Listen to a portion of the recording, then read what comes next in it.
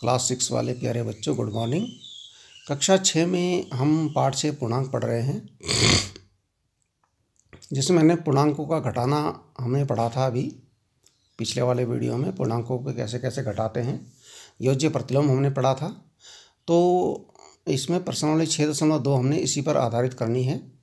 देखिए, हमें घटाना है। यहाँ पर लिखा है घटाइए 35 ऋण 20 और 72 ऋण 90 ब्रैकेट के अंदर, ऋण 15 ऋण 18 ऋण 20 ऋण 13 23 ऋण 12 और ऋण 32 ऋण 40। ठीक है ना, इस प्रकार से घटाना है।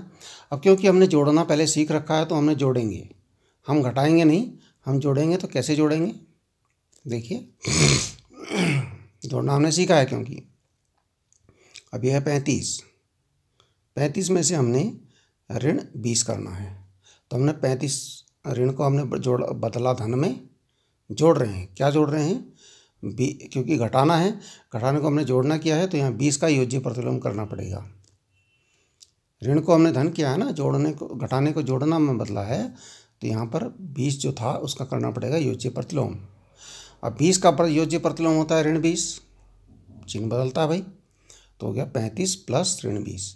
अब 35 में से ऋण 20, क्योंकि जोड़ते हैं 35 और ऋण 20 को, क्योंकि एक ये तो धनात्मक है और ये ऋणात्मक है।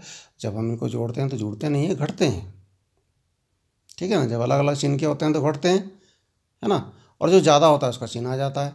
तो 35 में से 20 घटाया, बचे 15 और चिन्ह आ गया 35 का, क्योंकि जो ज़्यादा है। ठीक है, इसी प्रकार से आगे बढ़ेंगे। यहाँ देखिए 72 ऋण 90। अब देखिए 72 ऋण को हमने बदल दिया धन में, वही किया हमने। और 90 का योज्य प्रतिलोम, और 90 का योज्य प्रतिलोम होता है ऋण 90। अब फिर यहाँ पर घटेगा, जुड़ेगा तो है नहीं। अब क्योंकि ज़्यादा 90 है तो 90 में से 72 घटा लीजिए।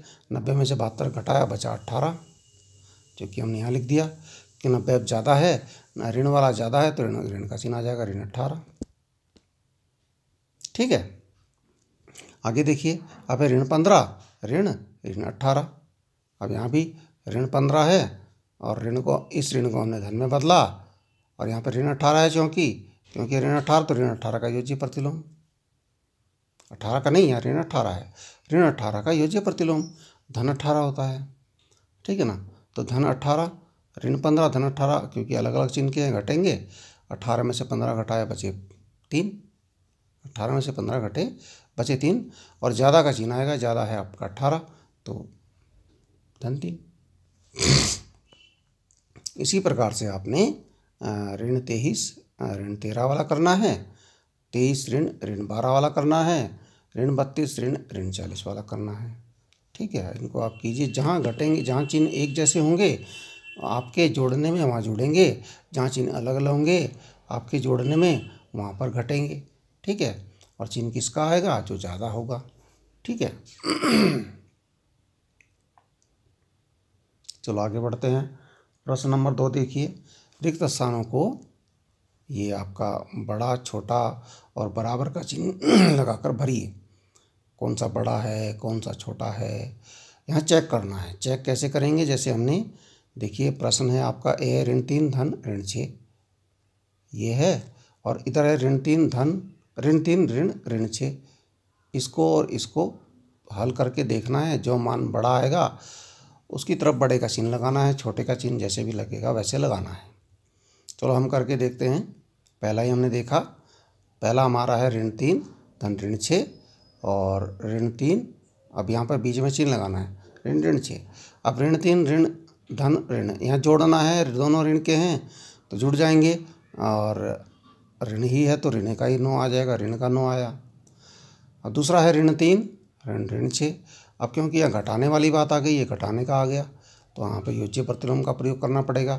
ऋण 3, इसका ऋण का धन बनाया, ठीक है, और ऋण 6 का योज्य प्रतिलोम। ऋण 6 का योज्य प्रतिलोम होता है धन 6, ऋण 3 धन 6। अब क्योंकि ये दोनों अलग अलग चिन्ह के घटेंगे, 6 में से 3 गए 3, और बड़े का चिन्ह आएगा। ठीक है, अब देखिए ये धन का 3 हो गया इसके अनुसार, और ये ऋण का 3 ऋण का 9 हो गया इसके अनुसार। अब क्योंकि पता है आपको, जो धन 3 होता है संख्या रेखा पर वो दाईं तरफ होता है, ऋण 3 बाईं तरफ होता है, इसलिए ये आपका बड़ा हो गया। 3 बड़ा हो गया, धन 3, और ऋण हो गया छोटा। जो 3 है बड़ी संख्या हो गई, क्योंकि ये संख्या रेखा पर दाईं ओर होता है, ठीक है ना। और ये बीच में 0, इधर होता है आपका धन 3, और ऋण इधर होता है, ठीक है ना, इसलिए धन 3 बड़ा होता है ना, क्योंकि ये हमें पता है। अतः इसका मतलब ये किससे आया था, ऋण 9 इससे आया था पहले वाले से, इसका मतलब ये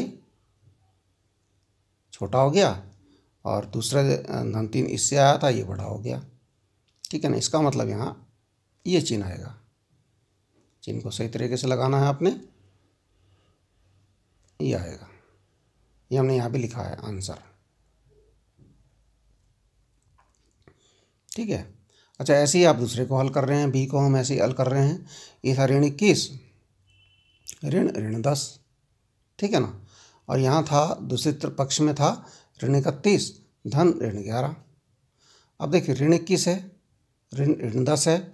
अब क्योंकि घटाने वाली बात हो गई है तो बीच में ऋण चिन्ह आ गया, यानी घटाना पड़ रहा है, तो योज्य प्रतिलोम का प्रयोग करना पड़ेगा। यह आ गया ऋण 21 धन ऋण 10 का योज्य प्रतिलोम, ठीक है ना। यहाँ धन आ गया क्योंकि हमें घटाने का जोड़ना करना है, क्योंकि हमें जोड़ना आता है। ऋण 10 का योज्य प्रतिलोम करेंगे। अब ऋण 10 का योज्य प्रतिलोम होता है धन 10, ये धन 10 हमने लगा दिया, ऋण 21 धन 10। अब देखिए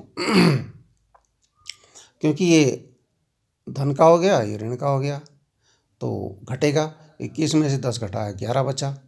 अब क्योंकि हमने यहाँ देखा है कि 21 ज़्यादा है, 21 मात्रा में ज़्यादा है, ऋण वाला ज़्यादा है, तो ऋण 11 हो गया। अब यहाँ देखिए दूसरे पक्ष में देखते हैं, ऋण 31 और ऋण 11, है ना। ये यहाँ पर जुड़ रहा है, दोनों अलग अलग चिन्ह के हैं।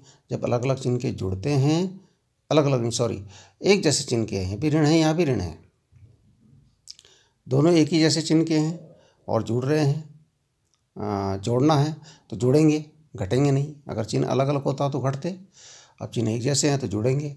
31 और 11 हो गए 42, और चिन्ह तो ऋण ही है, तो ऋण 42, ठीक है ना।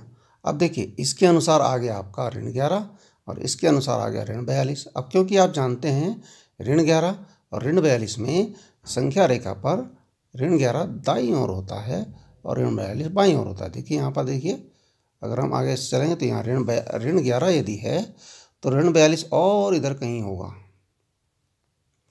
यानी दाईं ओर तो ये हो गया, तब इसके दाईं ओर ये है ना।